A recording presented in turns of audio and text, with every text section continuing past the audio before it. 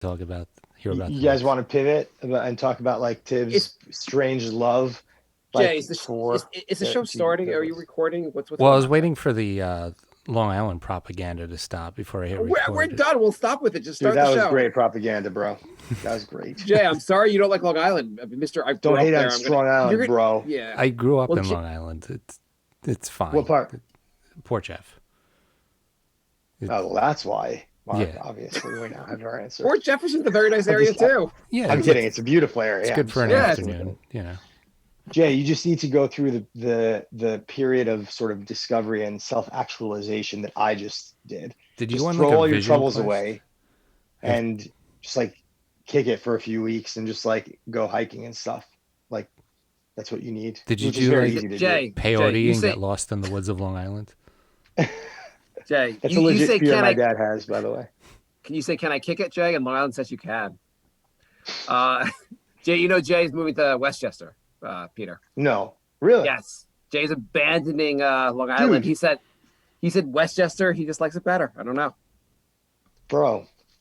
That's I take that as an insult to my most strongly held geographic affinities.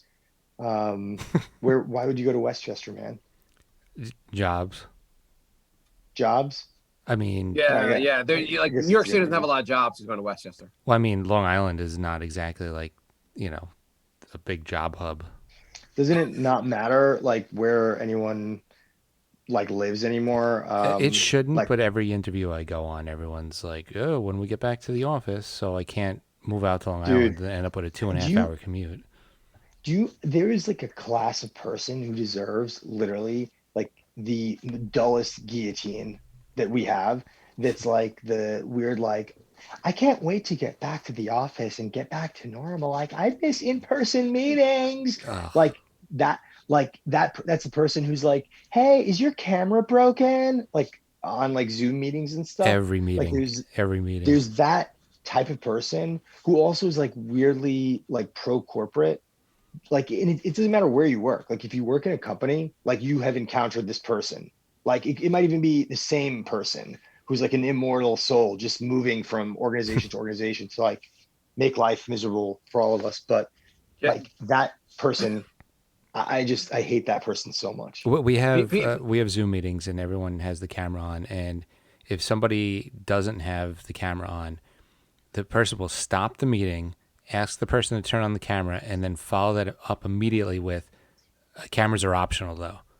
I'm like, you literally just stopped a 20-person meeting to call this person out. I'm pretty sure it's not optional. But dude, you at this point, there. I mean, like I've been in meetings where I've unfortunately had to be on camera with like large groups of people because I'm presenting or talking or something, and like plenty of other people are off camera, and I don't care. Like I don't give a shit. But there are certain people like the one you described. But in my meetings, I've heard people be like, "Hey, I'm sorry, like I'm off camera. I'm getting like a low bandwidth message. Sorry," or like, "I have my battery's about to die," or like my cat, my laptop's whatever disconnected, or like, "Oh, I have construction crews in the background." People use all types of excuses. You gotta just play some roulette, man. Just Yeah, like Jay, bust out the throw low down. bandwidth. Jay, you got to be saying, listen to me. If I'm going to go on camera, I'm pulling a tube in. You guys don't like that. Keep me off camera. You guys, you don't realize how crazy, like, I mean, I'm sure you do actually, but like this whole thing is completely just like totally like fucking up everything about like work, which was already shitty. It will be much shittier. So like a job like Jay's, which might have had, X amount of FaceTime in the normal like world, right? Has now been made into like hyper FaceTime. Like it's super FaceTime because he's not in front of them. Like his boss can't do a drive-by or whatever. He's like at home. Peter, we have a It's phone call, Peter. sure. This is one of your coworkers is calling right now. Hey, Peter. Oh my God, I'm so happy. Could you turn your camera on, Peter? I really want to see. Can you? It'll be so great when we're back in the office 5 days a week. Maybe we should go on Saturday and Sunday. Wouldn't it be amazing when we're back in the office, Peter? No. Peter, can you leave your camera on at night so I can watch you sleep? That sure, yeah, that we could work with, but the first one I'll be working definitely anyway. not.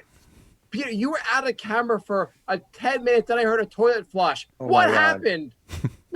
Oh my God. So I mean, it's turned like corporate jobs, which had a little bit of like FaceTime flexibility, into like clock in, clock out, like barista. Not, I'm not disparaging barista jobs, but like, you know But what I you are. mean? Go on, Like, go on, go on. The barista, no, most of the baristas have taken their trip to Europe. They're all in Europe right now. Go on. Let's actually yeah, not do that. Baristas are a very big part of our listener demographic. no, but it's not a disparaging I'd like thing. to I'm be a saying, barista. Wouldn't you like to get enough money where you could just your job really is a dude, barista? I That mean, I'd be very happy. compared to Like my toast job, Jay, yeah. barista. Jay, when you went to Japan, did you happen to like go to any Starbucks? Yes.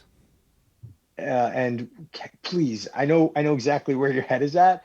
So I will like, please describe the experience of a Japanese Starbucks, like ordering and getting a drink and the drink itself.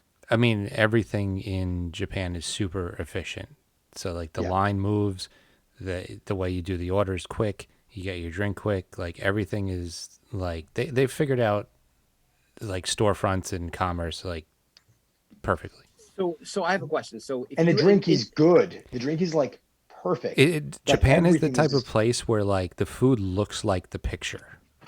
so I have a yeah. question. In Japan, as far as efficiency, let's say you go get a massage. Are the happy endings really efficient? Also, they're like get in, get out. You're like that was the fastest. That was a pretty good happy ending.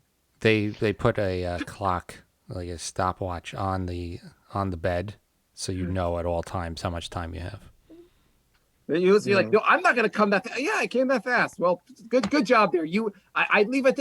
Okay, then you took the tip out of my wallet already. Sounds good. Okay, I'll see you later. The Back to the Zoom meetings. My cat jumps on my lap a lot while I'm Yeah. working, and so if we have a meeting, I'll just angle the camera down so all you see is a cat in my monitor instead of me. And Oh, that's nice. it's good because it draws the attention away instead of like shitting on me. Everyone's like, "Oh, a cat, cute," and then they like forget what they were calling about to begin with. I Okay, think I'm gonna Jay. give. I I'm think gonna. Jay is just to jump in 1 second. I think when Jay quits his job, he'll quit his job by just having a picture of a dead cat up there, and just until people are like, Jay, what's that? No, I'm sorry, I'm just gonna leave this picture of a dead cat up here. Um, that'd be sad. One of the Um, managers' cats died, and we had this one coworker. This is back when we were in the office, who had never said a word to this manager for like 2 straight years. Yeah. And I told him to stick his head in her office and say, "Sucks about your dead cat," and then just walk away. A guy who's like never talked to her ever. I thought it would have been the funniest oh thing. my God. Oh, I thought you were gonna say he did that. Oh, that would have been amazing.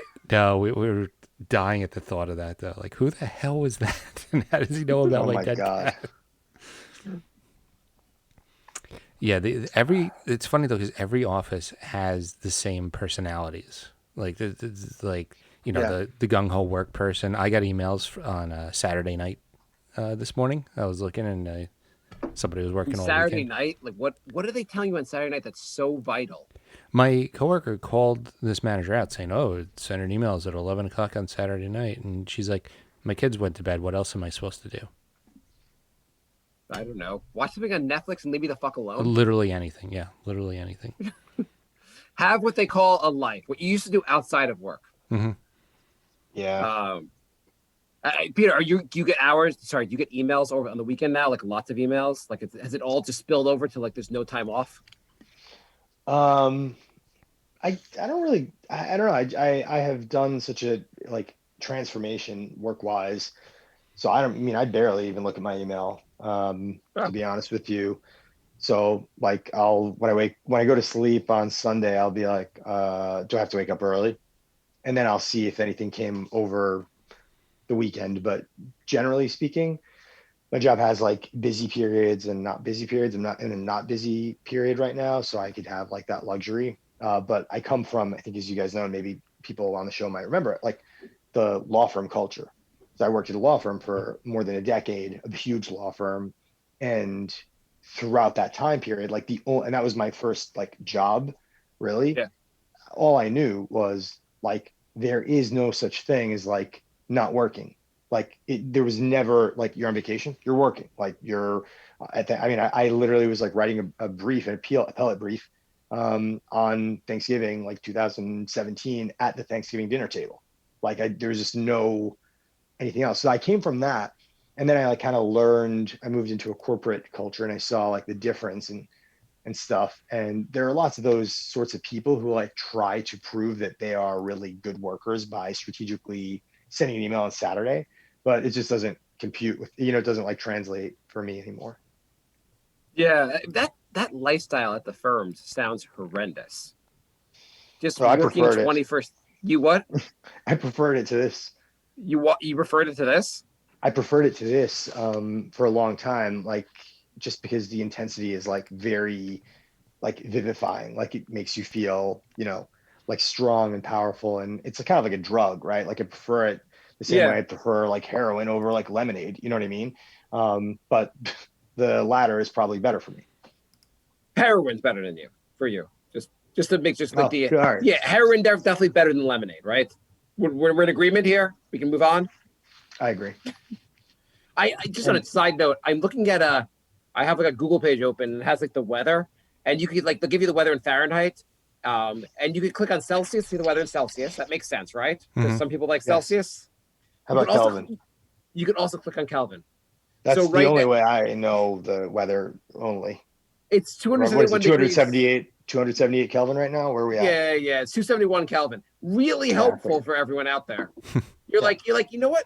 There's a small percentage of people who are scientists that just do not going to understand Celsius and Fahrenheit. Or you could be that wacky guy at the office. Did you know it was 271 degrees today?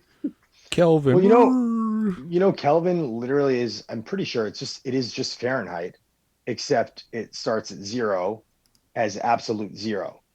And 273 is what like 0 is in Fahrenheit.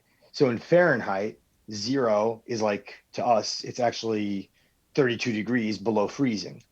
But you go down to minus 273, and that's absolute 0. So it's just a different scale of Fahrenheit, I believe. Celsius is better. Your mom likes it when I give it to her Kelvin style. We should have went Celsius. I don't like Fahrenheit. Well, all of this, the whole world shit sucks. the world that was like, hey, we have this base 10 system of meters, and no, we have a more confusing system of feet and inches. It'll make no sense. We're just a pain in the ass in every way, shape, and form. It has to be, like, now that I look upon this, the wizened eyes of an old sage, it had to be like a deliberate decision by like the British Empire to just like continue their power. Like, we will leave, like, no, we're not going to use your like simple base 10 system. Let us teach you imperial. So like, you had to be educated in like British schools probably to get it. Like, it had to be like, that had to be the real reason for it. Like, if you were actually attributing it to anything other than just stupidity, right? Like, that had to be the thinking. Like, right, let's go with the asshole system, basically. Yeah, exactly. Yeah, it sucks. It totally sucks. But are you guys glad you learned the Roman numeral system? Speaking of just pointless systems. I mean, that's the only reason I know what Super Bowl we're at. My son left. We watched the Super Bowl, and he's like, "What's that?" I'm like, "Roman numerals." Oh, you haven't learned them yet. Well, this means 1. This means 5. This means 10. These are useful for knowing, I guess, how to read some like annoying, like some like decorative clocks and what Super Bowl it is, and that's the end of what's useful for. I mean, they used to be good for knowing movie sequels, but now, past the third one, they stop numbering them, and they're just retribution. It's like you don't even know what movie you're watching anymore. Yeah. I mean, they should be forced by law to say it's Spider-Man Part 12. I would like that better, honestly. Like, some of the movies are so confusing now. You have to like get a chart to like figure out which one you're watching. Well, I mean, look at the Star Wars. Star Wars, they start with Part 4. How do you start with Part 4? Yeah. But I mean, that would be even worse if they stopped just numbering them also. Every movie just they call it Star Wars. You're like, which one's this? Figure it out when you see it. You know, Peter Gabriel did that for his first 4 albums. You just called them all Peter Gabriel? Yeah. No. Yeah. They're literally That's awesome. Yeah, his first 4 albums are called Peter Gabriel. But like, is it called like Led Zeppelin 1, Led Zeppelin 2? No, it's just Peter Gabriel. I think you're wrong about this. Dude, you're really going to call me out on music trivia? I think you're right. You do have your own. I wouldn't challenge this one. Don't use your challenge card on the flag. Yeah. I guess Well, no, it doesn't say here. It says it has names. It's So, Us, Plays Live. They all have names. What are you talking So about? is the fifth album. So is the fifth album. Yeah, Okay. because they told him he had to start naming them, so he went so. I will not give names. I would not do names.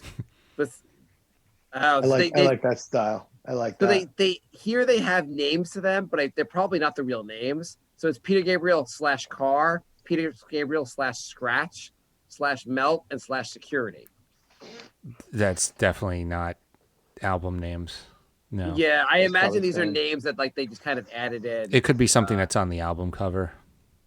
Yeah, they don't say. I mean, I could read the article and figure this out, but No, I'm telling you, the first four are all Peter Gabriel. so Peter, what's new with you? Are you so you're back from trying to overthrow the Capitol? What have you been up to? Yeah, that was a heck of a day. I Heck of a really day. did like the Viking horns you wore. That was Oh Yeah, yeah. for those who don't know, we have the guy with the Viking horns on the show. This is Peter. He is calling for prison where he basically has sued the prison system so he can only eat organic food while in prison. Have you guys heard this story? yeah. Yes, I've heard it.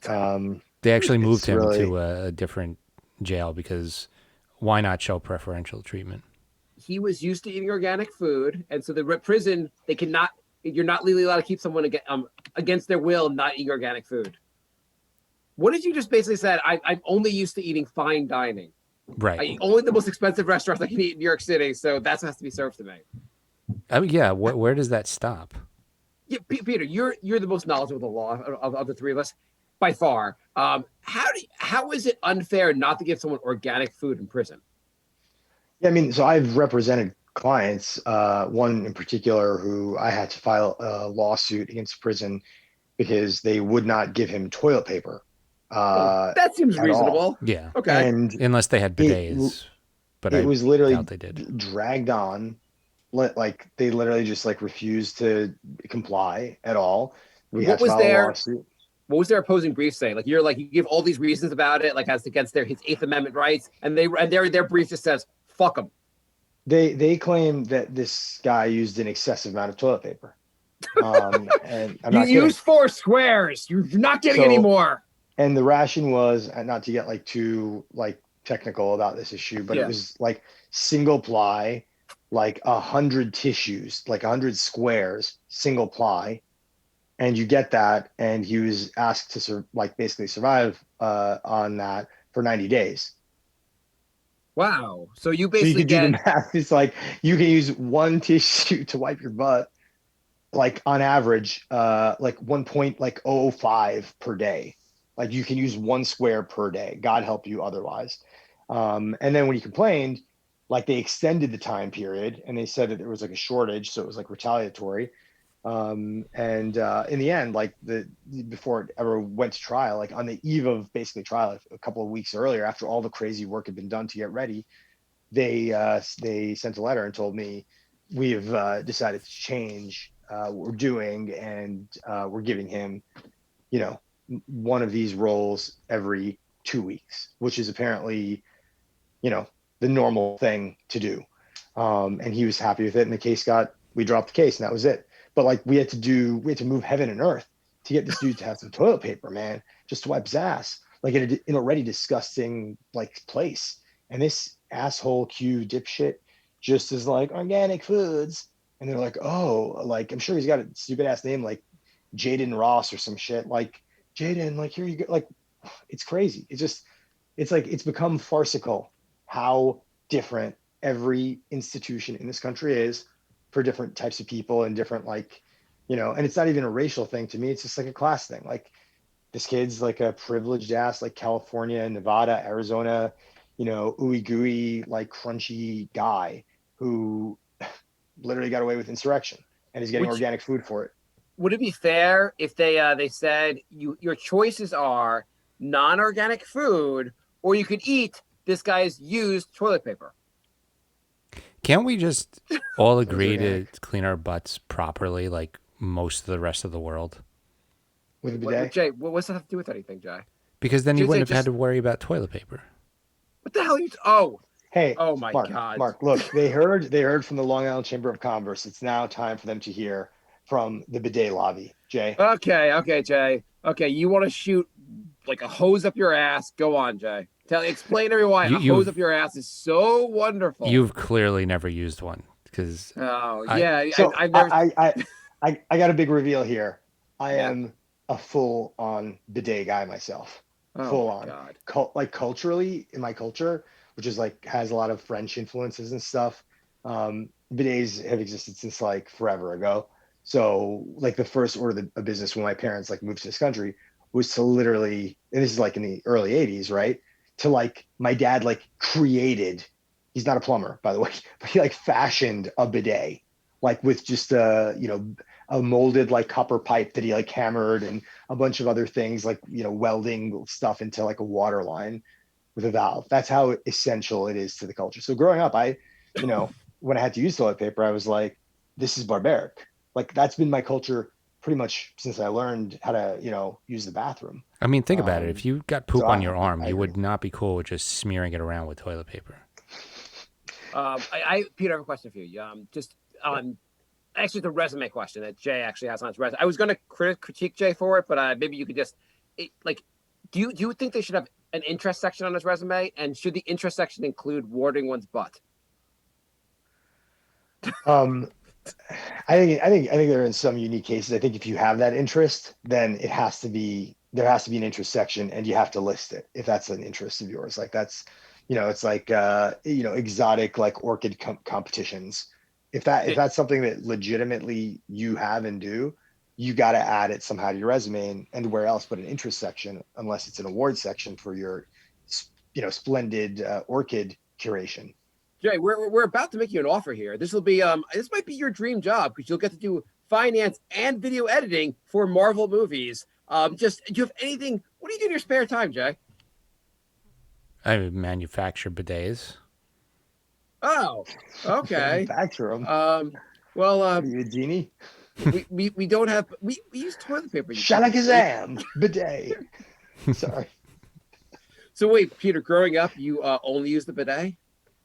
Yeah. Yeah. I mean, unless I was in school, in which case I held it, obviously, until I could use a bidet. But in critical situations, and this is probably like way TMI, but I'm going to let you guys know the whole scoop. Like if I was in Sure. a critical situation, I would like before I even entered the stall, I would like take two or three like paper towels, like soak them, like one or two of them with like water and some soap, and then like soak one or two of them with just water. And then I would take like two more like just dry paper towels. So I would enter the stall with like at least six like wads, like one or two soapy, one or two not soapy but wet, and one or two dry.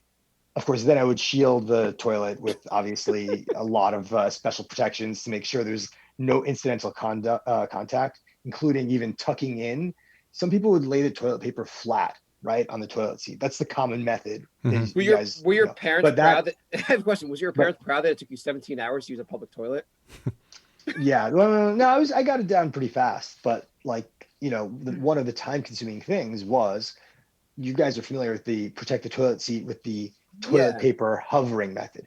That yeah. ends up with some strange polygon structure that like could leave little openings in the toilet seat that could touch your butt.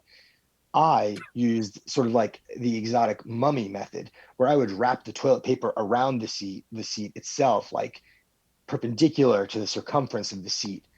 So it would just be like mummified like things, no chance of So incidental you're like contact. wrapping a president there. Yeah, yeah. Then, of course, do your business. And then first the soapy, then the wet, then the dry. So that's a critical. That's how barbaric I thought just like wiping your ass with toilet paper was until I became an adult. Why don't you just take a super soaker and bring it to the public toilet with yourself? I think that might give people the wrong idea. Like you guys don't know Do what I'm you? into. Yeah, Jay, this is not gay, but I'm gonna bend over. Can you shoot the super soaker at my butt? I mean, Just Mark, what's wrong about that? if you went a Oh, week with a bidet, Mark, you would never want to go back. yeah, How has it it's made true. Jay? How is a bidet? Peter grew up with it. Hmm. Jay at some point, I was as born an in it. adult, yeah, he was born with this shit. And pun intended. Jay, on the other hand, like converted as an adult, how has it made your life better? I mean, I've never liked it. Do you almost dance when you walk afterwards? I've never liked it. I mean, I usually try and time my poops to right before shower time. What if you so you usually take a shower after dropping a deuce? I try to, yeah. What do you think if someone doesn't? If somebody doesn't, Yeah, someone's like, yeah, I go to the bathroom and then I rejoin society. I don't take a shower every time. I think it's weird that you're comfortable just smearing poop around your body. Welcome to Brink of Sanity, the premier scatological podcast. We're talking about poop talk, and bidet talk today. Yeah, holy shit. But no. Honestly, I like one more thing about bidet is you don't need to do the full on like separate, like thing. So your butt's in the toilet now. Move it over to like bidet, like the weird Ritz-Carlton ass like Frenchy thing. There's like literal attachments that you could just easily. I think Jay has that. I think Jay has the attachment, right? I don't, but if I get this apartment that I'm trying to buy, the first thing I'm doing is putting in those bidet attachment seats. If you don't have the attachment, what have you been doing at home? Trying to time it before a shower. Super soaker idea. Super soaker. Okay. So Jason's pouring like a thing of water down his back. It's like one day, like a single tear drops his eye as he splashes a mug of water at his ass. So Jay, I have a question. Like, do you shower in the morning or the night? Usually at night. Okay, so in the morning, you got to leave for work, like in 15 minutes, and you're like, oh, that burrito from last night. What do you do, Jay? Do you hop in the shower after? Do you get back on the train? What do you do? No, I mean, I usually have wipes. Do you and then you take the soiled wipes and put them in your garbage or your toilet? Toilet. Because you're not supposed to flush those things, right? My apartment is filled with mold and shit anyway. I don't care about the pipes. I was gonna say those flushable wipes are just horrendous for your pipes. This building should be condemned anyway. So an extra couple wipes. My God! Every time Jay flushes, he's like, "Fuck them." Yeah, I'm gonna take this shit down. I literally don't care. Jay's just lighting fires, and they're like. So in your new place, if we were thinking about housewarming presents, we should get you a hose for your toilet. No, not a hose. It's called Tushy. It's like a seat with a built-in bidet on it. Okay, but that's your big thing. You're gonna get. Yeah, absolutely. Dude, you know what my dream is? If I ever like can build a house or something, I mean, if it's within the realm of like affordability, I 100% will buy like a Japanese toilet. Yeah. And have it imported over here for every bathroom. Absolutely. Having not been to Japan, explain, please. There's an entire menu of options. I'm talking angle, force, temperature, like you name it. It's an option on their seats. This is making me uncomfortable even thinking about. It's amazing. It is a bespoke experience. I mean, it's really. Like it's everything's customizable. It's super duper like clean. The bidet is actually built into the sort of like chassis of the toilet itself, so that it never even can. Like one of my fears about the bidet growing up, the one that my dad sort of built, was like, what if someone's using the bathroom and their pee or something touches the bidet? Then I'm just spraying old pee into myself, which is a terrifying thought for a child. So modern bidets eliminate this problem through their, intelligent engineering design, but the Japanese bidets are like recessed into the ceramic of the actual like toilet. So, the only way to actually pee into it would be like if you were intentionally doing it. And some of I've used Japanese toilets where the bidet is covered with like a latch. It's like it's got a gate, and it only opens up when someone is seated on it. They could get it's like protected like Fort Knox. Like you couldn't pee on it if you tried. You'd have to like go in there with like a butter knife and pry it open just to pee in it. Impossible. Now I have a good challenge for when I go to Japan. Which is the first thing Americans would do. Absolutely. 100%. Literally every tourist place is just the bidets are filled with pee. Yeah. Barbarian. That sounds wonderful. Japan has spent so much in their technology is about like making that butt just nice and fresh. It's hard to explain unless you've experienced it. I'm telling you, once you experience it, you won't go back. One of these days. Yeah. So Peter, so tell us, just moving to a different topic, not about shit. Can I do So one more bidet thing, oh, please? Just go for crazy, go last crazy, last thing. go So go. I think if you were Flush our looking, show down the Jay, toilets.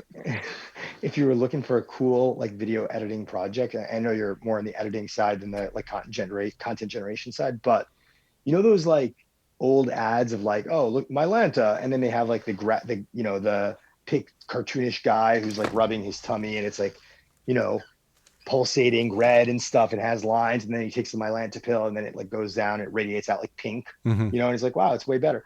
You should do in the style of like that ad, sort of like a side by side of like two butts, like one being wiped with the toilet paper and one being splashed with the bidet. And then like when it's done, the toilet paper leaves like all this, you know, kind of like animated, like nasty germs on the butt, while the bidet like sparkles clean, like Bewitched opening credit style.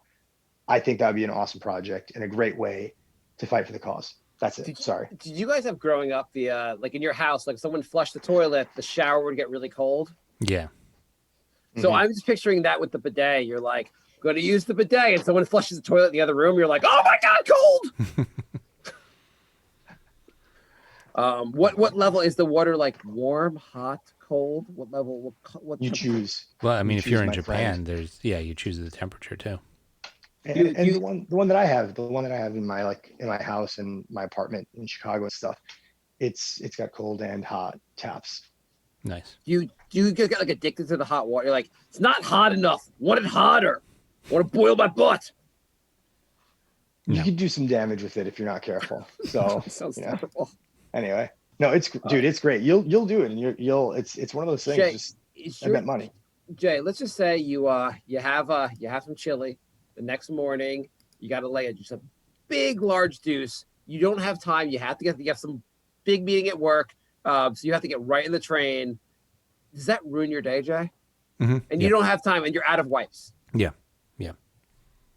Yeah. I get What if angry. watch it? I didn't get a chance to shower.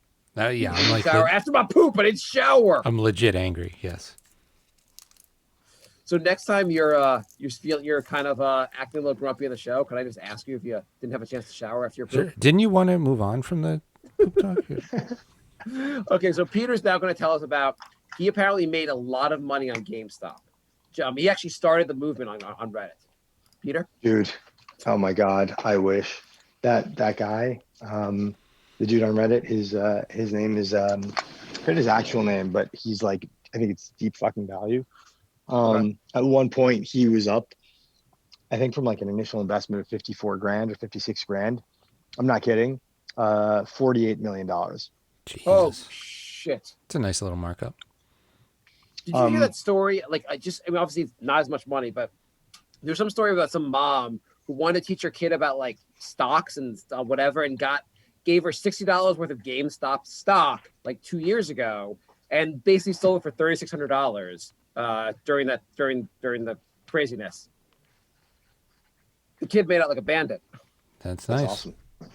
Yeah. It's awesome. I had to work 10 years for that at that age. We have an Did you- email. Peter, did you Go go? ahead. Did you buy any GameStop or AMC or any of those others? Actually, I'm Were like, you tempted? I guess. no, I actually bought some at like the very peak. No, I knew full well, and I was even telling my brother-in-law who's like in finance, like Yeah. I was like, is this gonna completely crash like in a ridiculous and stupid way?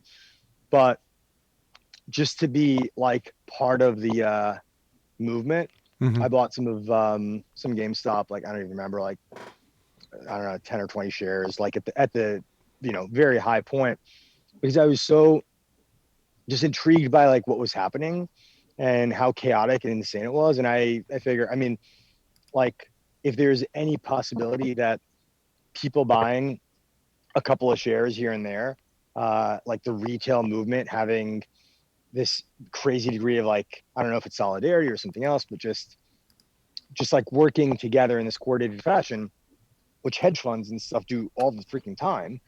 If there's any even like a 1% possibility that like there's something to it, I wanted to contribute to it, even if I knew the money would end up being significant loss, which, it will be if the price stays this low and I actually cash out. But like, I have the luxury of not really giving a shit.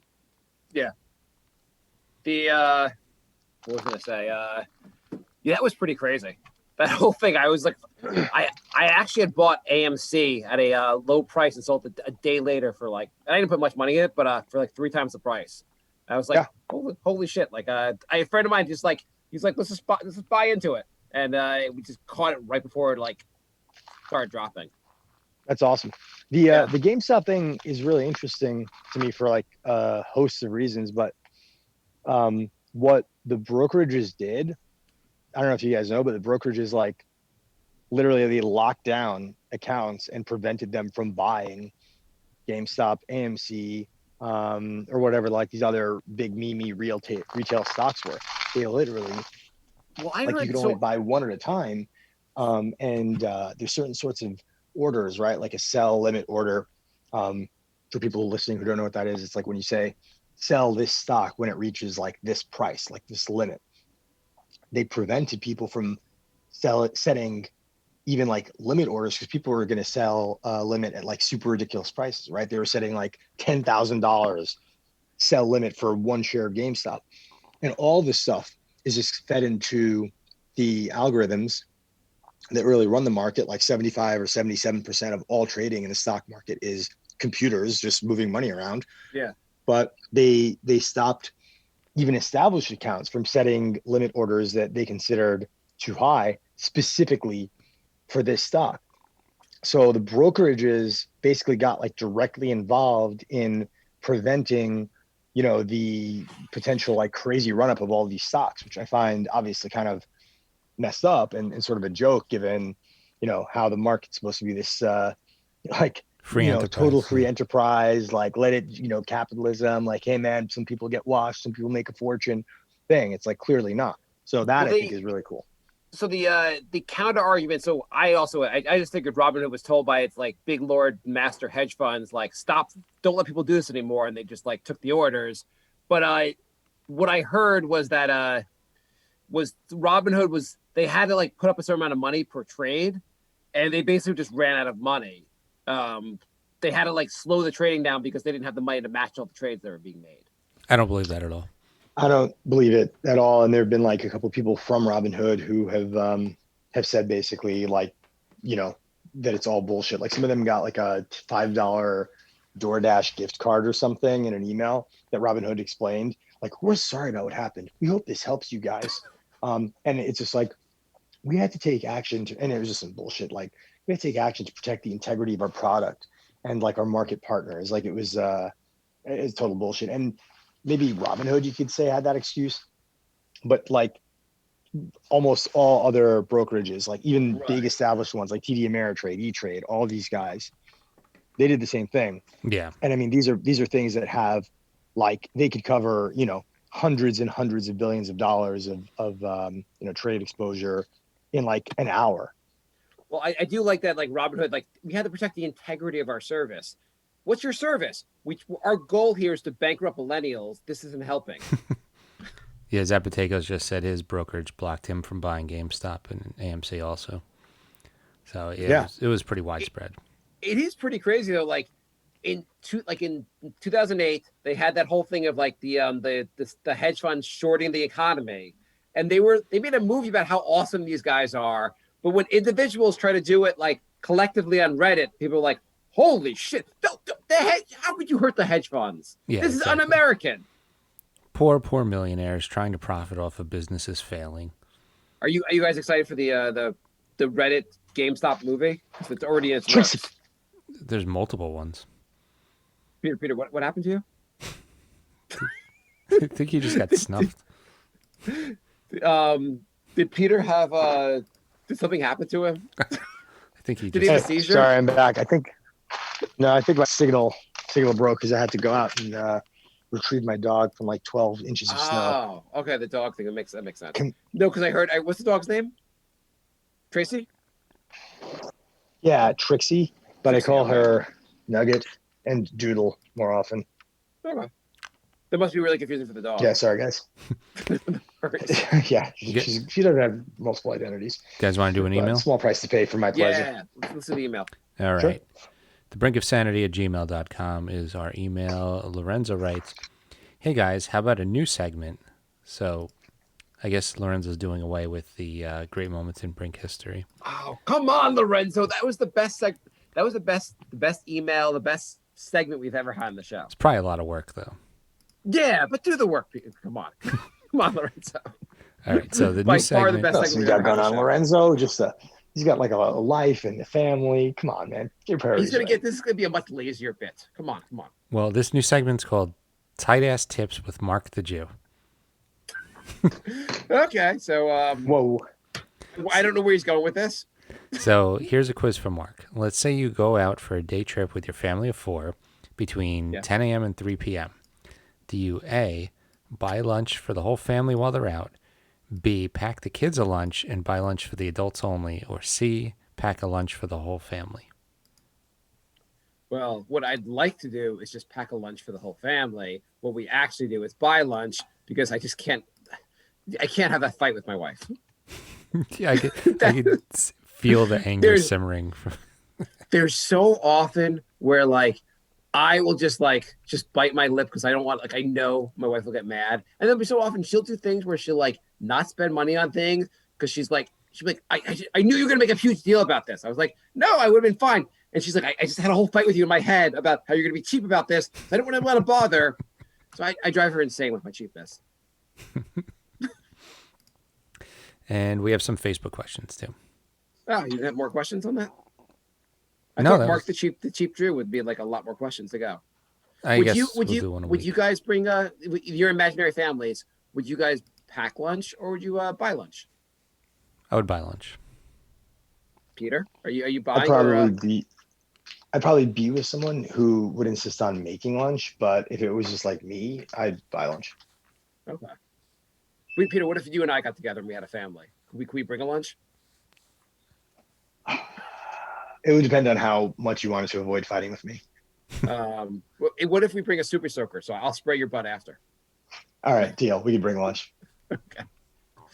Are there more emails, Jay? No, just Facebook. Okay, there aren't any Facebook questions. Yeah, no, Andrew wrote a couple while we started recording. So Andrew writes, Jay, does a person named similar to Rat Snooper wear an outdoor outfit? I have no idea what that means. Rat Snooper. Hey, Peter, do you wear an outdoor outfit? No, I wish I had that level of dedication, but I'm pretty good. I'm not that far behind Jay. Where are you guys as far as your level of dedication to fighting COVID? Oh, by the way, Jay, your girlfriend has the full vac. Is she fully vaccinated now? Yeah, got the second one on Friday. That's awesome, man. Oh, she's got to wait like 2 more weeks though before she's like fully effective, right? Right, yeah. How will her life change? Beyond the fact that she'll be protected like when she's actually being a nurse. But like, are you guys gonna change your like have friends over? Like, what Jay? What can I come over? I'm still not vaccinated, and you're probably going to be one of the last people to come over. What if we both get the vaccine? We only have the first vaccine, not the second. Will you let me come over and cough on you? No. Okay. What if we have both vaccinations? It's been a few weeks. Can I cough on you with one of the new strains? When are we gonna do a show? Jay, why can't we get together for a show? You wouldn't risk your life for the show. If the person Andrew's, I think, talking about, I'm the only one that does an outdoor outfit. I think, Peter, do you think it would help the show if Jay caught COVID during the show from doing it like in person? I don't know if it would help the show. I don't think there Okay, would be a show if I was gasping Yeah, for breath. I don't think there would be. That's exactly what I was going to say. I don't think there'd be I'd be a like, show. this is the best episode ever, but Jay, you don't look too well. Like I don't know how to upload the episode. Oh well. Lost forever. Lost forever. The golden episode. So before we go on, can I just ask you, Mark, so you're your parent, can I tell you about some of the habits I've observed of my sister Absolutely. raising her kids? How old are your sister's kids? It's like about almost 7, like 6 3/4, and like 4 3/4, 4.5. Okay, I have a 9 and almost 7-year-old. Okay. Yeah. You And just you've told us before your sister's bedtime for her kids are whenever they please. yeah, yeah. And that wonderful habit remains. But in addition to that, What else? my sister sleeps with her daughter pretty much every night. It doesn't start like that, but literally, I mean, it's maybe there's been 1 or 2 nights in the 6 weeks I've been here that this didn't happen, but like pretty much every night, my niece was, like I said, almost 7, will just like wake up at some random hour, like 2 a.m., whatever, 3 a.m., screaming or just being like, "Mommy, mommy, mommy," like not in a like nightmare way, but just calling for mom. And she'll wake up her brother, her little brother, who is a sound sleeper, and he will start screaming. And then she'll say, "I'm scared," and then he'll be like, "I'm scared too." And my sister will have to run up and like negotiate with them basically for hours, and basically she ends up like sleeping with her daughter pretty much Yeah. every night because that's the only way to get this girl to freaking attempt to go back to sleep. And she'll still wake up, and if she wakes up beside my sister, she will like nudge her awake and be like, "Read to me." Like she will, and this nightmare goes on. I mean, every night. Thank God my room that I'm sleeping in is on a different like level. Yeah. Thank God, because I'm immune from all the chaos that happens at the level below. But the room my sister, my niece, and my nephew are sleeping in, which is my sister's old room, is adjacent to my parents' room. So poor my poor parents, have to deal with it like way too often too. But that's not even the worst habit. The one that made me that I think Lorenzo's question made me think But of. just by the way, that so first of all, that sounds horrendous. But Yeah. It is I know other nightmare. parents who have the exact like it's not they're not alone with this because there are other I know other parents who have the exact same situation, and I don't know how you sleep with your kid every day, but people just like the kids just break them. But Yeah. what else? Yeah, it's funny you mention that because I feel like I haven't said this, but like in my maybe the subtext of some of my communications with my sister, I'm like I've definitely like felt like this can't be normal. Your kid, like my niece, who I love and adore, Yeah, yeah, is yeah. Of like a course, crazy is like a crazy freak. Like I thought it was a very irregular thing. So it makes me I'll be a little bit softer kids maybe when kids I are kids are psychopaths. They just did like if they're complete and utter psychopaths. If any adult acted like them, they'd be like put in an institution. But like this, yeah just how kids are. They're the id. They're just like whatever they're thinking yeah right now. That's the most important emotion possible. They have no yeah bandwidth for anything else, especially when they're tired. And you as a parent have to figure out the battles you want to fight and the battles you don't want to fight, and how to like soothe them and everything else, and just falling into the trap with the sleep thing is just fucking insane. But they're not. I know other parents and like every time I hear another parent talk about that. It's not like we're great parents, but like we've at least figured that shit out. That have them sleep in their own beds and like no issue with that. Um, every time you talk to another parent who like tells you how they sleep with their kid, my wife and I are like we like fist bump or like score. At least we don't do that. yeah it's unfathomable to me. Like I get upset when like my night is ruined when my dog wakes me up to go out like a little too early.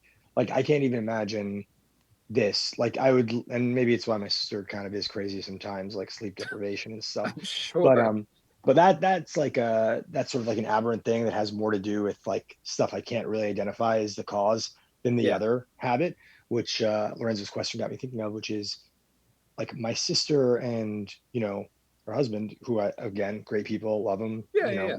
wonderful people, but like they are insanely awful with money, like to a degree that I cannot fathom it. I truly So cannot fathom it. they're And very open about their. So I know people in my life who are not good with money. But they and I guess so they're very open about how they're bad with money, or how do you? Because I would think they yeah, might hide it. I guess. yeah, no, it's let me put it this way. So like I've seen some of this through the prism of and I've known it for a while, right? Like, Yeah. there are things that I'll leave out of the show, but like, I have some pretty good reason long before this to know this, but like having living here now. So at one point I've had to go to they stored some stuff before they moved to my parents' house where they have more space and, can send the kids to a safe school, whatever. So I saw their storage unit. It's like it's a huge. It's like the size of like a double garage, right? It's Okay. like 90% full of just like junk and toys and like kids shit, like just hundreds of bags of like just Oh, tons of well, toys, infinity toys, infinity. we And have so much junk also. I have to say, like, I don't necessarily like we buy so much crap for our kids. That's just like yeah, but is that what you're talking about? Them being bad with money, no, or is there more to this? there's more. Okay. So then in the house, there's like a ton of stuff, like tons and tons of stuff. And their approach when they can't like find a thing is they're just like, oh, just order a new one. And they will immediately order another of like whatever it is. Like, oh, do you see the Spider-Man sheets? Like, no, I haven't seen them in a while. Oh, they're lost. Buy a new one. Like, and I mean that's like I could deconstruct this like them for in a million different ways, but that's one of the different like small things that I'm like, well, why don't you like look for it? And they're like, oh, the storage place is a mess, and like who knows where it might be. I thought it was here, it might not be here, whatever. And I'm like, you guys are in crippling debt. Like maybe this isn't something you can not do, yeah, whatever. But like the difficulty of that is like not worth the time. And I'm like, just so many weird little habits like that um, So that so seem this to make no sense. they're like, we'll just order a new kitchen table. Can't you just clean the kitchen table? Listen, there's a lot of I know someone spilled sauce. I'm not. I'll just get a new kitchen table. What's the difference? Yo, you're truly like a situation not very different from that unfolded before my very eyes. I'm not even kidding. Like it was like, but instead of kitchen table, it was a dresser. It was like a small little like kids nightstand thing that one of the kids put a sticker on, and like it left a sticker residue. Why don't you just leave the And sticker on there? My kids' furniture is covered with stickers. They like it. Who no, cares? no, the kid put it on, and then like days later, like ripped it off, leaving residue. Put a sticker. Get a bigger sticker. Put it over it. Well, yes, that these were the things that I proposed in the moment because I like saw it unfolding, and like it didn't work until I was basically like, look, how about this? I promise you, I will goddamn buy you a new dresser if you like let me clean it, let me try to clean it, and if it doesn't come off, I will replace it, and I will Well, take ownership of this kid's dresser for myself. And she was like, fine. And I mean, it took some elbow grease because it was like some pretty gnarly residue, but it met her specifications, and we were spared buying another goddamn kid's dresser. are But you're are not they far off, dude. are they like I guess like I don't have to get into their whole financial situation, but are they? Because there's one thing if they make a lot of money and they just spend money like morons, and but they have the money, they just spend it stupidly, or are they like kind of broke anyway? Like are they? Where are they in this financial world? I mean, they make decent like salaries. I wouldn't say a lot of money or anything like that. Definitely not a lot of money, or then their appetite would be, satiated by like what they had, what they're able to put on the table. Um, but and they're not like broke, but like any positive movement that is happening with respect to their financial situation is happening despite themselves. You know what I mean? Yeah, Like yeah, it's yeah. it's despite their actual like efforts to self-sabotage. So anyway, like there's just a whole mishmash of chaos here. And to make matters like even worse, like there some of the relationships are a little bit not antagonistic, but like, you But know, Peter, just to want stuff. to, like our show may not have a huge audience, but one of the I think your sister and her husband are like two of the main like Oh my God. fans for our show. Oh, sorry. Sorry, guys. But But Peter's it's talking about working. a different sister that lives with Yeah, them. this has been a work of fiction and parody. Thank you for tuning in. Anyway, it's crazy, but it's working out. I just It like I is hate mad. inefficiencies, man. I really hate It that sort of stuff.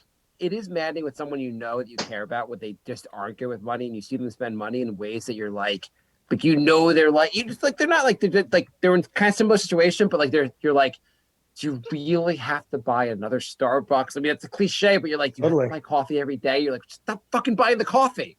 Yeah, dude. I know a couple who they're like really hurting for money, and their house is just full of stuff. And I'm like, just sell it. Now that I'm moving, I'm playing, do I really want to move that? And the answer is no to almost everything. I'm selling like everything in my apartment. I've made hundreds of dollars just selling stuff Yeah, lying around my apartment.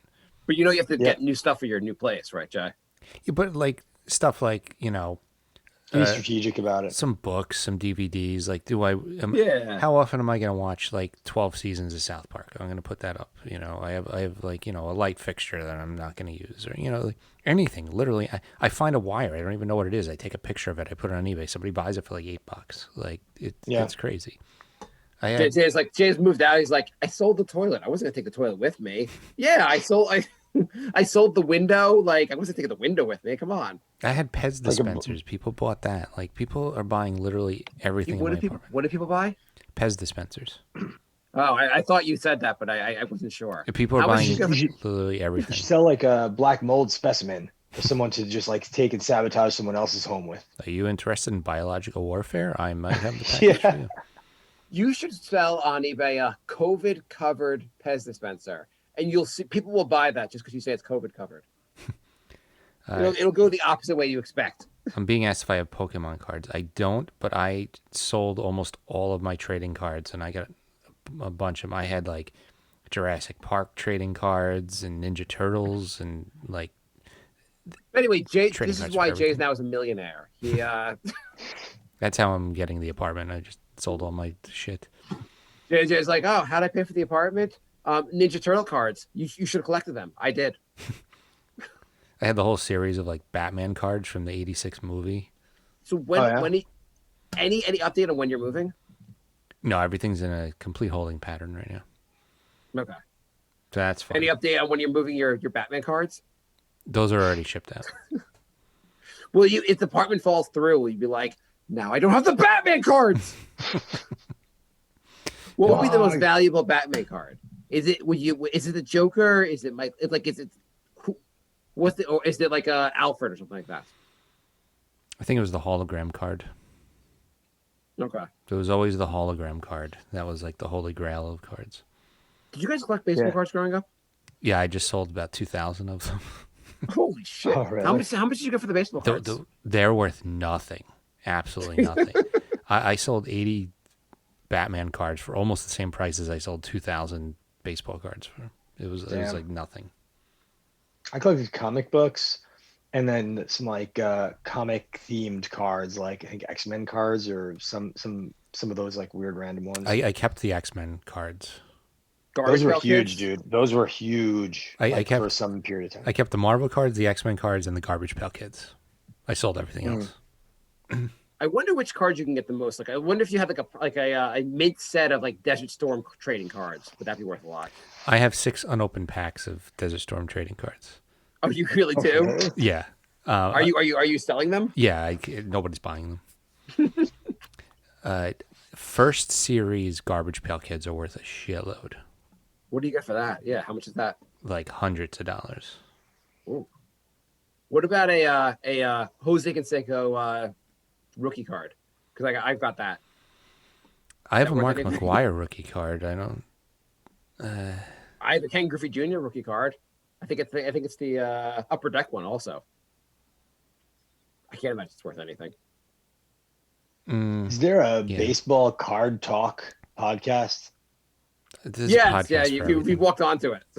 Not only is there a podcast. Welcome to the Ball Card Chat. I mean, not only is there a podcast for everything, there's a celebrity doing it. So it's probably Ken Griffey Jr. is probably doing the baseball card podcast. You think so? That's not a bad guess. So there's a somebody just asked if you drank from a ketchup container from a restaurant. Me? No, Mark. I would. Yeah, why not? No, I guess your water bottle looks weird. I forgot people were actually looking at it. Does it have the word like Heinz 57 on it? This is the fun part about doing live shows. People are just looking at the background and like asking questions. That's hilarious. I'm looking on eBay. It says rarest PSA Tom Brady rookie card in the world. Elite status is from when he's in Michigan for $5 million. Well, people also put ridiculous prices just to see if they get it. Yeah. Like that seems fucking insane. The 52 most valuable basketball cards of all time. I'm sure they're all from like the 50s. Oh, they have to be.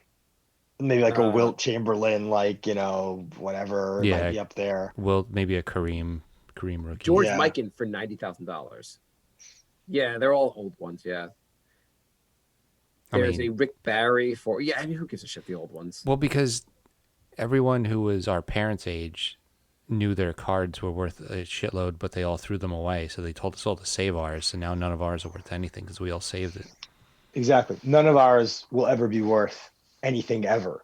Like, Yeah. like 100 years from now, like the Patrick Ewing rookie card will be still worth like 7 cents adjusted for inflation. You know what Yeah. I mean? Like, Yeah. It'll be like our kids. Our kids will be like, I don't know. I mean, they said to hang on to these bitcoins, but now they're not worth anything. I guess we all just should have bought all these bitcoins. That's why. Dogecoin is what has had like a run up or something, right? Something weird happened. Yeah. I know Elon Musk announced that Tesla was buying $1.5 billion in Bitcoin, and they would accept Bitcoin for purchasing Tesla. Can I ask, what was the point of, outside of trying to just jack the price of Bitcoin? What's the point of that? Was Tesla like, we'll sell more cars if we open this up to like drug dealers and like sex slave traffickers? Well, if he put 1.5 billion into Bitcoin and then says that you can use it to buy cars, people might buy more Bitcoin to buy his car, making the price go up even higher. Well, no one's gonna buy Bitcoin to buy it. They're just gonna hear the fact that he's doing that. They'll put more money in. He'll sell it a week later for $3 billion, and he'll be fine. Yeah. I'm pretty sure. I'm pretty sure he is 100% like he's manipulated the market, before. Yeah. And by the way, not in like, when I say manipulate the market, I mean like not in a subtle way at all, like in a extremely obvious, clearly criminal way. Yeah. So like this is also just that, like it's very transparent to anyone who's been watching this, douchebag. Like this is how he operates. Like, yeah. Wouldn't it be cool though if you could do that? You just go on Twitter and go, "Hey guys, I'm buying Apple today," and everyone just jacks up the price of Apple. You're like, "Cool, I'm selling Apple the next day because fuck you all." I'm not going to announce this. I'm not going to announce the sale though. I'm just going to announce the buy. That would be nice. I mean, yeah, maybe in the next life, I could be born to the son of like African ruby and emerald miners like he was. Like, and the thing is, like, if you buy 1.5 billion in like Apple or something, like some stock, you have to register that. I'm sure, like at that purchase, people can find out when you're selling it. Versus like Bitcoin, it's all fucking anonymous. So you could just, he probably bought it, sold it an hour and a half later, and it'll just be like, "Oh yeah, I still have the Bitcoin. Do you really? Yeah, I still have it." I think we'll know when he sells $1.5 billion worth. I'm pretty sure the prices will tumble a little bit. You think? I mean, people will all go into it, and no one will realize he's gotten out of it by the time. Or fuck, but who cares? You can launder it. Like that's one of the nice things about like Bitcoin is it can be laundered, pretty discreetly if you're smart about it. Like you basically can see in the general market like what the highest sort of like sums that are being transacted are at any given time. Like it's on a publicly visible exchange, so you could sort of just every once in a while. You drop like randomly something that's like 20% lower than the highest number. It just gets, it kind of like blends in, and you can automate that so that it's happening sort of casually, like even if it's every hour until all of it's like laundered away. Mm-hmm. So that's what makes the whole thing. I mean, it could all be automated to the point that you could actually be monitoring the price of Bitcoin, monitoring that price like in real time. Your audio just got you already got fucked weird, and then sorry about that. You're back. Yeah, sorry about that. But yeah, I was saying you can automate it so that you're monitoring the price of Bitcoin in real time while structuring this like chain of like sales or exchanges or whatever, and it can be completely invisible. Well, I've still not understood the purpose of it I understand the idea maybe like it's like some kind of electronic gold, but like for actually buying stuff. The way it fluctuates, its only purpose of it is just to seem like you're laundering money and you need a way to spend money that people don't know about it. Like you're only doing it for like nefarious activities. I think it'll be more viable when the price flattens. Go ahead, sorry. I was just going to say, I think it'll be a more viable currency once the prices flattens and isn't jumping all over the place. Was that the point of Dogecoin, or what was the one or Tethercoin? The one was supposed to be like it's stuff like always the same value. Dogecoin was made as a joke, and now people are buying it as a joke. It was a meme, and it went up 1,000%. And people are just doing that as a joke. But the real. Okay. Go ahead. Sorry. No. Go. I was looking at a list of Dogecoin. I don't know any Dogecoin. I was just looking at a list of the most valuable cards, and they have like Honus Wagner card, Babe Ruth card, and somewhere in the list there's a pre-release Pikachu card for $250,000, and there's another like there's a Pikachu Illustrator for $220,000. Damn. This fucking Pikachu crap. But I don't think he has Pokemon cards. Yeah, you should have had the Pokemon card. You screwed up, Jay. Yep. Jay, do you have any Dogecoins, Jay? I don't. No. Peter, do you have any Bitcoin or any of the crypto? No, I had like several Bitcoins that I bought. Like I think I told you guys maybe on the show many years ago. I lost the thing. So unfortunately, they were lost. But other than that, I mean, the idea behind it is it's supposed to be like a transnational way of exchanging, transacting like value and commerce and stuff. Like that's the front facing thing. Like this, your country is like preventing us from sending money. Like I have family in second world, third world countries or whatever, who it's like virtually impossible to send money to because like unless you bribe like 10 people along the way, it's not getting there. If you send cash and it's a check, whatever. Now, if I had any of this, if any of my family were sophisticated enough to like use Bitcoin and like know how to like access the computer and like figure this out in their language, I could easily send them money. And it's kind of, it's like, unless they go and immediately deposit it in a bank, it's sort of like dark money, which all the most powerful institutions in the world have been doing for like decades and decades and maybe even more centuries even. So like the idea is like, no, we should democratize and sort of like federalize the use of, exchanging value, in currency or whatever. But the practical application is it's used for tons of shady shit, like constantly. Yeah, I guess that makes a lot of sense as far as sending money to other countries and so forth. You can get a Upper Deck Exquisite Collection rookie patch with an autograph card for LeBron James for only $1.8 million. I'll pass. Let's see. We have questions. Oh, Andrew writes, where did you guys watch the Super Bowl? I watched it on my couch with my family. And my kids stayed up for the full Super Bowl because they really wanted to stay up for the full Super Bowl. And whatever. Why not? What about you guys? I bet, Peter, I know your niece and nephew probably stayed up for the whole Super Bowl. And then 15 hours thereafter. Yeah, no, I didn't watch it. I couldn't give a shit. I hate Tom Brady no matter what team he's on. So I don't care. And I got like an update, like a friend texted me and was like, don't waste your time. Like after the first, I was like, I'm not. So I actually played a video game with my dad that Jay, you should play if you haven't, called Until Dawn. Just aside. Wait, is that the one we're playing, Jay? Yeah, that's the one we're doing a stream of that. Oh, really? Oh, that's awesome. Yeah. I should hop on. I should watch your stream. Yeah. Oh, yeah. Jay has played this game twice. He's played it, and now he's playing it a third time. But for the stream, Jay is playing it, and I am like, he's asking me, I get to choose what he does, and he's seeing how I feel I get killed. We just finished we were finished 4 chapters. We're gonna start chapter 5 next week, I guess. Yeah. So that's awesome. Yeah. Oh, it's such a fun game. So our YouTube channel is TITOWAJ, and you can watch the first 2 if you want to see Marc get everybody killed. Yeah. I'm definitely gonna watch that after this. That sounds freaking awesome. I can't believe Mr. Robot's in the video game. It's just I still can't get over him being in the game. Yeah. Yeah, they probably got him for like nothing too, because I think this was pre Mr. Robot as well. So it was before he had his Ascendant Academy Award for. Came out in 2015. This game. Oh, okay. Yeah, so it was before the Queen movie also. Yeah. Oh, yeah. Way before that.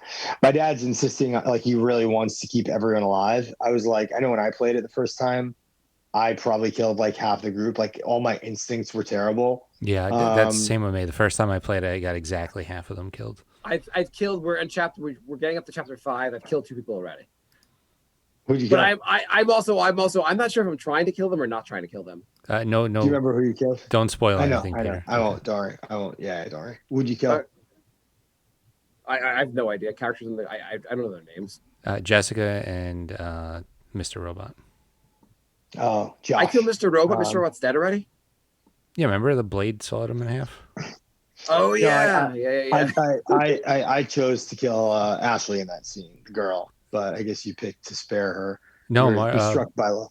Mark chose Ashley as well, but it's on like a rail and it does the Oh, you opposite of made a what you mistake. say. Oh, Yeah. oh man. Yeah, it's a really cool game. It's like I don't know, it is not it like if you read if I read a description about it, I'd be like, kind of get me. But it's like so much more satisfying in a weird way, even though it has like some, you know, elements that could be better. I thought it was just like all around so freaking fun. There's There's a another game bunch of called Hidden Yeah. Agenda that is similar to this, by the way, just for the future. Hidden agenda. Yeah, it's like different but similar. Not nearly as good, but it's interesting. Okay. I'm Detroit interested in seeing become where this go. I'm interested in seeing where this goes. I feel like I'm really disappointed at where it goes, but the story of it all. I mean, you'll have to see. Yes, That's pretty you have cool, to though. say. Yeah. I've been like also like my friend, I like zoomed with him a while back, and he was like, "Oh, dude, have you played Cyberpunk?" And I was like, "Nah, I heard it like sucked or was whatever." But he insisted. He was like, "It's so good, it's so good." So I bought it. Jay, did you play it at all? no. It kind of sucks. It's like it just kind of sucks. Like it has just enough to keep you playing story wise. Because This the is the story new. is This is like the new decent. one that just came out. Yeah. Because I read there's like weird quirks of the game we talked about on the show where like my characters God. their pants would just drop at any point. Yes. Yeah. I mean, the bugs are like I saw like two characters, like just NPCs have a dispute, and this one guy they were disputing something, and one guy pulled his gun, and he's like, "Oh yeah," and he shot the other guy, and the other guy exploded in the air like 100 feet in like a perfect parabola and landed right on the guy who shot him and killed him. That sounds I amazing. recorded it, dude. I have a recording of this. Like I could find it. I did I saved the video on the PS5. Like it's somewhere out there. Like, and that's like the most benign of it. Like it's so unpolished. It's so shitty. And I mean, I'll keep playing it. It's also, by the way, incredibly depressing because it feels very much like our actual future. Like it's exactly where we are headed, 100% guaranteed. Why? What happens in the? I don't know enough about what actually happens. It's just like a game. dystopian future where everything's It's like corporate. It's like corporations have basically taken over all of society. Everything is like corporate, hyper corporatized, like to an extreme. Like the government's just, there to bear witness like corporations. And actually, did you guys see that article about the some dude? I think the governor in Arizona proposing what are they called? Innovation zones, like this legislation that would allow corporations to build areas within a state where basically like they would run their own government, like they would have their own government, like they would literally they would collect taxes, they would take care of like transportation, medication, hospital, like everything. What could go wrong? Why are they proposing this? Like Arizona's, the governor's like, this state's way too big for me to run. Can some corporations like take over parts of the state for me? Dude, I think he's a Democrat too, by the way. So like, just so you know, listeners who are curious about like the American public, system of like governance, our choices are insane, batshit, like lunatics who want to like bring guns to church and schools and like, think Donald Trump is Jesus or some shit. And a bunch of assholes who want to allow our corporations to basically replace the government like across the country. These are our true salient choices, guys. What are they called? Arizona, what did you say they're called? Innovation zones. Oh, innovations. It's like Arizona or Nevada. I'm pretty sure. I think it's Nevada.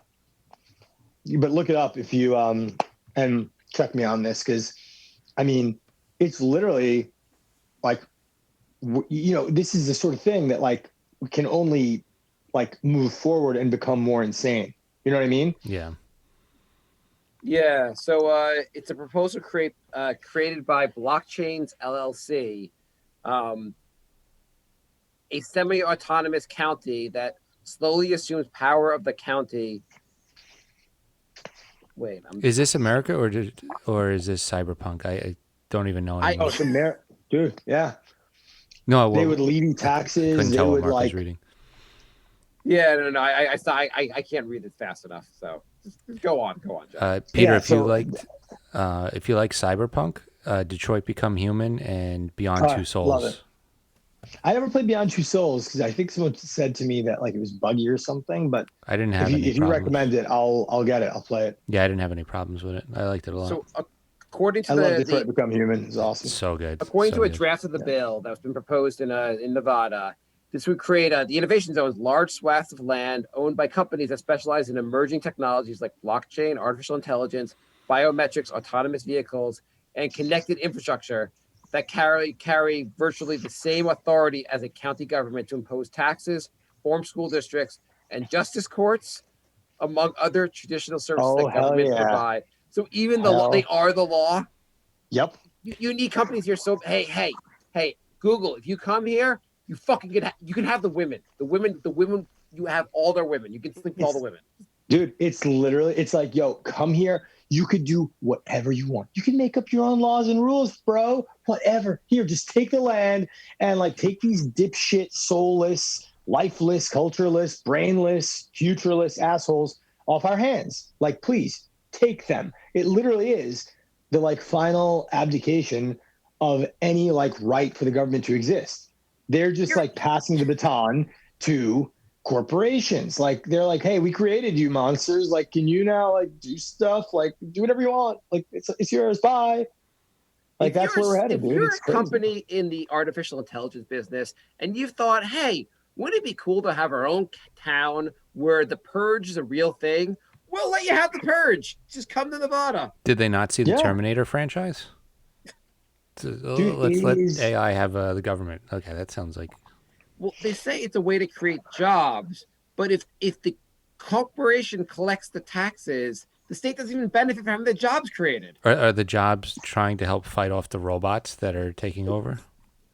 Holy dude, shit. they just want like be like, you know, be like serious in your mind about this. They just want these people off of their like asses. Like So there was what I was saying. insane. There's a company called Blockchains LLC, which apparently bought 67,000 acres east of Reno, and they're intending to build their town based on distributed ledger technology. That sounds Yeah, like. It's that I'm familiar with that like company, that town, and what they're trying to do. They pitched basically that they would build a smart city, you know, with massive air quotes. If the Nevada government like subsidized them, and I've actually like sued one of their peer companies. Oh, really? Because they were, yeah, I sued one of them like forever ago with another organization I was working with because they basically like forced their way into some like government council meetings and stuff in this town in Illinois and insisted and like basically got the town to decide that they're going to replace all the water and light and electric meters on the houses with their digital smart meters. And they gave no people, like none of the people who like live in the town, any say in the matter. So like everyone just got a letter saying like, hey, this, you know, don't be alarmed when this guy from the company, like Smart Meters, like LLC, shows up at your house. Like what he's doing is replacing your water meter and your electric meter with a digital one that will collect data about your, you know, usage and statistics and stuff. Like, okay, bye. Like, and I mean, it sounds so like eventually, kind of thing, but eventually like, in that town, you'll be like, yeah, it sounded like a good idea, but you know, now they only give me 90 squares of toilet paper for 90 days. I can only use a square a day of toilet paper, but it's innovation. Yeah, pretty much, man. Like it's pretty like rough out there. But the funniest thing about that innovation zones thing is like, you know, you have so many of these like assholes who are like, hey, we're not going to be communist China. You never. Like that is literally like the deal in China. Like for most people, like they live in, you know, some giant like manufacturing town, right? Like they walk out of their house, which is government provided, to go into a factory, which is like government run, to do a job that's like government compensated, and then they go back to their government apartment, like right nearby. it's not very different. Like we've reached or are reaching the same point, like the entire Chinese economy like has already reached through the weird like machinery of capitalism. It's pretty wild. We've had this already. Like they were like there are cities that are built on like Ford or GM where like the entire city basically runs, and basically GM controls that town, and GM's like, fuck it, we're leaving, and everyone in the town's like, how are we gonna eat again? And GM's like, then don't eat. Who cares? We're out. That's literally the start of the movie Nomadland, which I watched, which is a very slow kind of like contemplative movie. I recommend it, but yeah, it was U.S. Gypsum, which owned, basically ran and was responsible for a town in the Southwest. And when they decided to close it, like basically that was it. The town shut down, and the woman whose husband died is sort of like left alone as kind of a hobo and decides to sort of live that way. So we've had it, but we've never had it like sanctified with like actual legal, recognition. And this sort of idea, Amazon or like some big ass company will be next, and they'll do it in a big way. It'll just scale up until all these, that's why I think we're headed towards, like, what is it called? Techno feudalism. That's kind of where we're headed.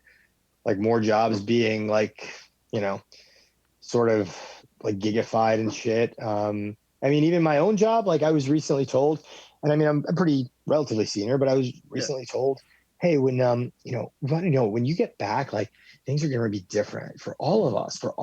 So like, are you okay, with a hybrid schedule? I'm like, what's that? And they're like, well, you would work from home like 2 to 3 days a week. And I'm like, so you're telling me I wouldn't have access to like an actual office, like 5 days a week? And like, yeah, they're basically like, yeah, we're going to need you to work from home like 2-3 days a week. Now, I was already doing that before the pandemic. It was just called working from home, right? Like I wasn't forced to do that. Like I would just say I could be more effective here. But for them to, like force people, and I mean, I get how like ridiculous of a first world sort of problem this is, but it speaks to a bigger issue. Like corporations are asserting more power over like the people who work for them, their governments, like the land, like everything. You don't have to be like a genius or prophet to see where all this shit's headed. It's kind of creepy in a way that like all the cultural bullshit about like MAGA and stuff is irrelevant. Like that's like, who gives a shit? Like, oh yeah, Trump bad, Trump good, Orange man great, Orange man bad. Like, who gives a shit about like 99% of that when, right under us, like corporations are literally taking control of like everything. Isn't the goal to like make it so Idiocracy just looks like a documentary? Oh, dude, we passed that like so long ago. So anyway, so if you're listening to the show, you're probably fucked. Anyway. Yeah, if you're alive to hear this. Do you guys ever play the game Plague? It's like an iOS game. Yes. I'm playing it in reality right now. Go on.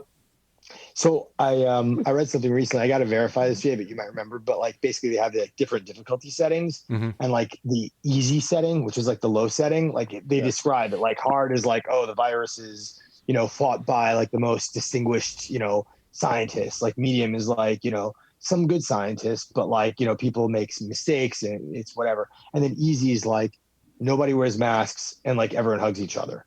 Like, and it's literally what we are. Like, this is us. Like, this is us now. Like, we are, Plague on the easy setting for the virus. Yep.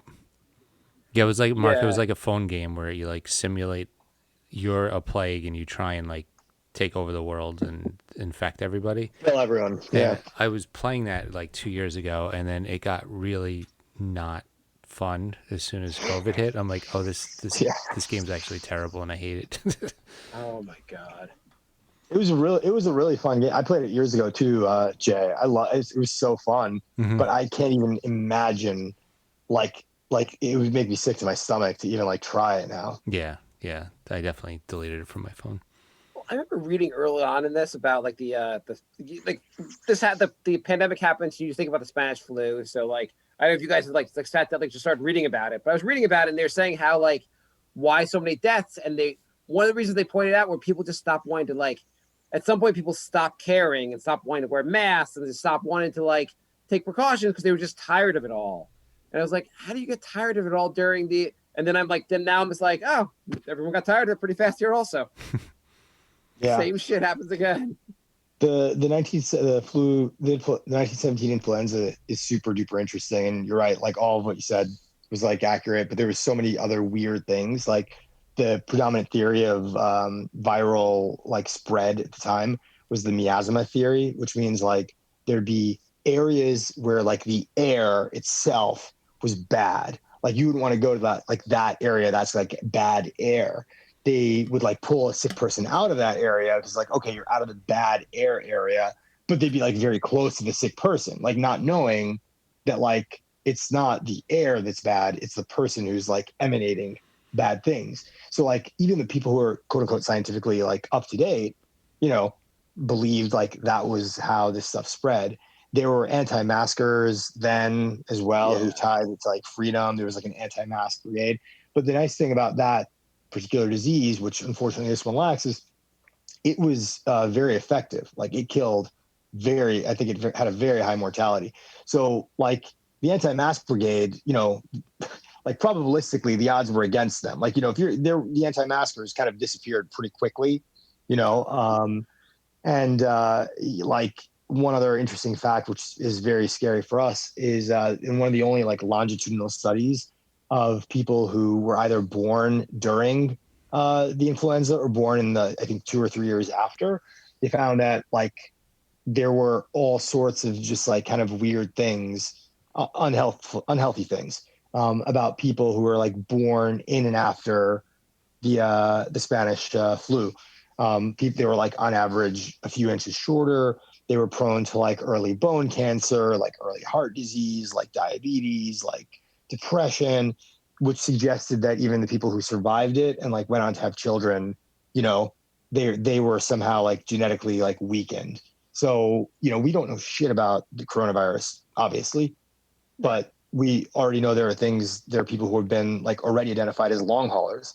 Like there's hundreds of thousands of people literally living in this country who have like coronavirus long haul syndrome, like the same effects of being sick with it after it's out of their system. Like, and that's going to be a pre-existing condition. You know what I mean? Like all this stuff is really just, it's even with all we learned about the 1917 flu, we're like still making the same insane mistakes.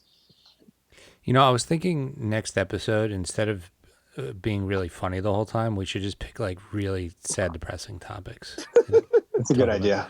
By the way, hey, dude, we did a lot of bidets. We had like, 25 minutes. We had Solid. 25 minutes on shit. So that at least entitles like, a comparable number of, depressing periods. So, Is there just to end the show for 5 minutes, is there anything funny we can talk about before the show just begins? Weirdest prediction for 2021. Like what's the weirdest things that will happen in 2021? We will find out that somehow by spraying cleaning everything, we actually were making things worse by cleaning everything. Like we were like, they're like, oh, if you were wiping everything down, you were your system wasn't taking on all the germs, and your system was weakened for coronavirus. There are people who believe that. Oh gosh, I've seen that. Yeah, you guys are getting sick because you're just staying in, protecting yourself the whole time. So now your immune system's weak. Yeah, if you live in a sterile environment, that's what COVID likes. Disease thrives in sterility. That's why I go outside and I lick a homeless person. Listen, it may not feel good when I'm doing it, but it's like a bidet for the soul. I just follow dogs strong around. Immune system. Strong immune system. Other predictions for 2021, guys. Anything, guys? You were top 5 that we just created just now. I think there will be like something like truly out of like left field, astonishing, like scientific, discovery or breakthrough, like something like really that will like quantum be like, oh yeah, like quantum teleportation, probably not that, but like a true artificial intelligence or, some like observation of like, cellular life on an asteroid, or like confirmation of, some sort of alien structures, like something really profound that changes, like, the way humans think about humanity. It feels like the right year for that for some reason to me. Something weird. Do you want to just to find out that like aliens have been here, like proof, just to shut the people up who keep going on about it? Fine, you're right. Now shut the hell up already about this. They're just like, do you know anyone who believes in aliens? Believes in them visiting Yeah, the yeah. world. I know someone who's like obsessed with it. And you're like, I wish the aliens would just be here so he could be right about this, so we can move on. No, I don't know. That's an excellent question. I don't think I know anyone who believes that aliens from a different like planet have visited Earth. I don't think so. I mean, I like, it's a nice thing to like think about, but you'd think that if it was like even remotely common occurrence, there would be overwhelming evidence. You know what I mean? Like, Yeah. and there's like only trash evidence. That doesn't mean it hasn't happened. I think it very I well may have happened, but maybe like a million years ago, right? Like, or 10 million, whatever. There's no way to disprove something that like we have no proof. Like of course it could have happened. Who the hell knows? Right. I also predict there'll be riots when it's discovered that Lady Gaga has been lip syncing this whole time. The riots will be worse than the George Floyd riots.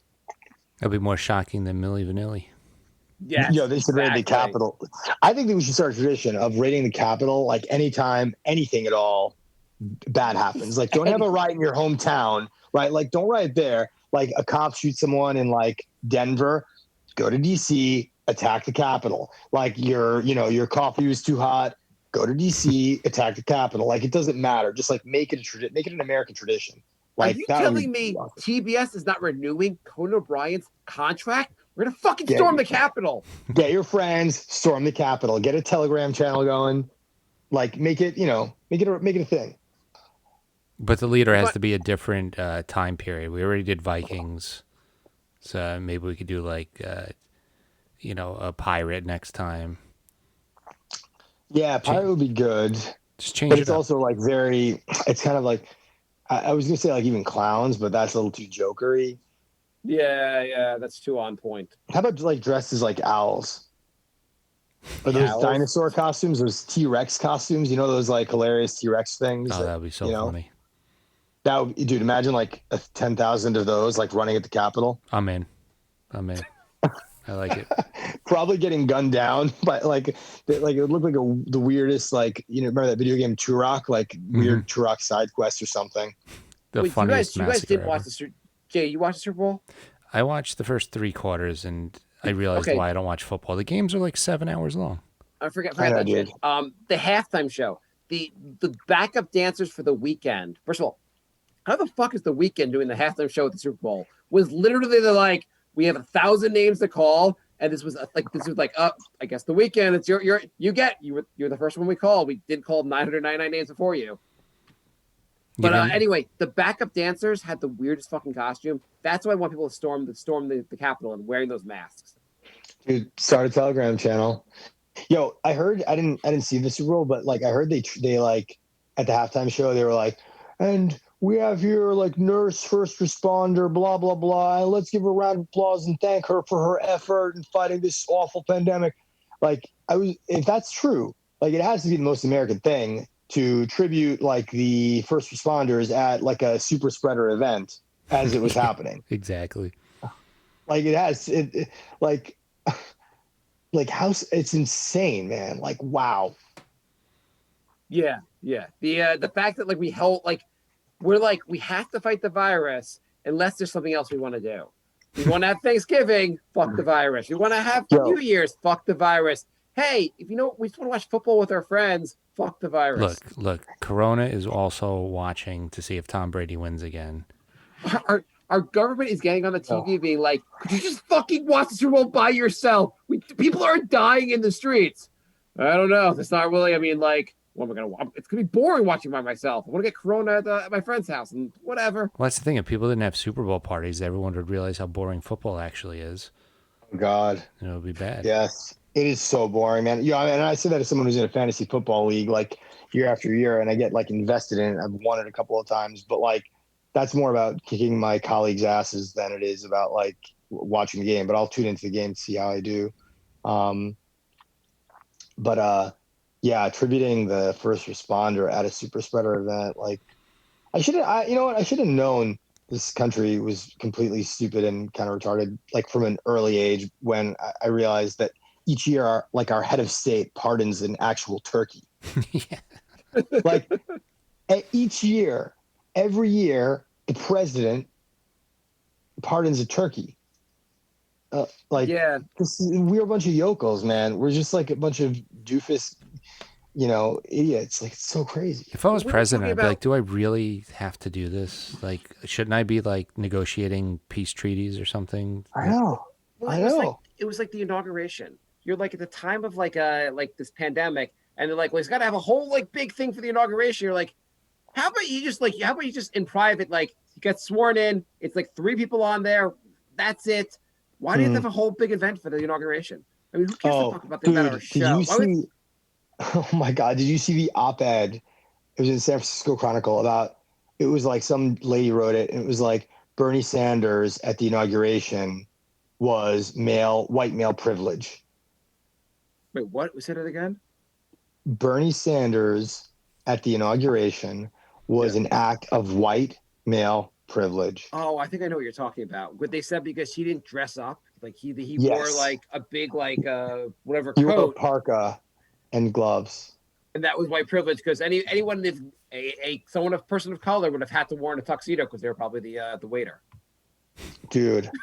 And it goes to what you're saying, like, why is there all this, like, why are millions of dollars being wasted on this, like, horse shit? Like, bro, take your fucking chair, sit in it, let them juice you up with, like, speed or whatever the hell, keeps your dancing skeleton ass operational for, the 4 hours of the day you have to be in front of the camera, and, like, move on. Like, we don't need this insane pomp and freaking circumstance for this shitty event during a, like, get over yourself. You've been on this stage before, like, chill.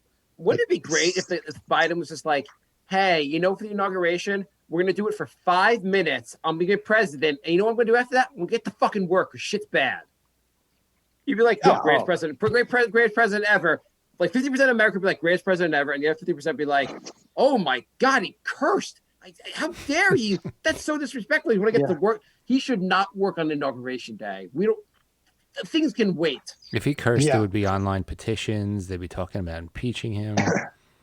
Well, there's already a motion there's a member of Congress who's filed in papers to impeach him already.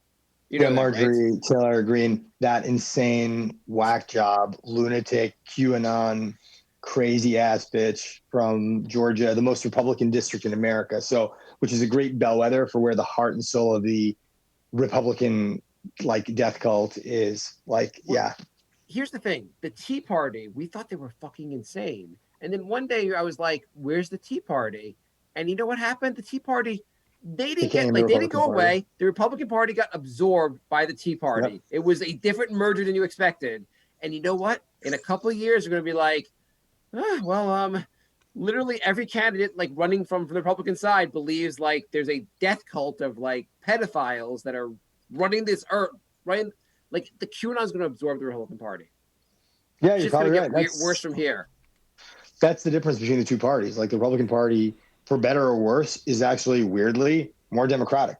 Like they allow whatever shit inside of them, to actually emerge and take control. The Democrat Party is just sort of the rule follower party who insists on always, no matter what, being these 6 things. We're pro-business, we're tough on crime. We think America has a strong place in the it's just the same 5 dumb shit, while the other party keeps moving to the right until they could literally, they could start dressing as old English barristers and show up to Congress that way and declare themselves as Tories for the king. And I wouldn't be surprised. I'd be like, I guess that's Lindsey Graham finally dressed as he would like to dress. So predictions for 2021. Peter's sister and her husband will buy an apartment in Westchester near a certain co-host of the show. And Jay will continually be like, Her kids won't fucking go to sleep. I'm trying to sleep, and I hear her kids at 3 in the goddamn morning. I cannot believe we share a wall with this goddamn family. And you just see how they spend their money. All right. I think we got to wrap this up. Yeah. Sounds good. Peter, thank you so much for joining us. Pleasure as By the way, always. this whole thing Jay hasn't started the show yet, just to let you know. So we're going to start soon. This has been an organic opening. Welcome to episode 352. I still don't have the goodbye song, so it's just going to be an awkward. You're so horrible. You don't have the goodbye song. Come on, Jay. I'm working on it. All right. The Brink of Sanity at gmail.com. brinkofsanityshow.com is the website. And Brink of Sanity 3 on Twitter. We do all our shows live, so you can go to twitch.tv/crumpledbacon. That's with a crumpled with a P. And we will do the Knicks soon to give our view on the Derrick Rose trade. Yes. So spoiler alert, Jay loves it. And we're going to be playing Until Dawn, and Marc's going to get everybody killed. I hopefully in chapter 5. All right. Recording is done, and I will stop. Thank you, everybody who joined the live room. I like having people in the chat room.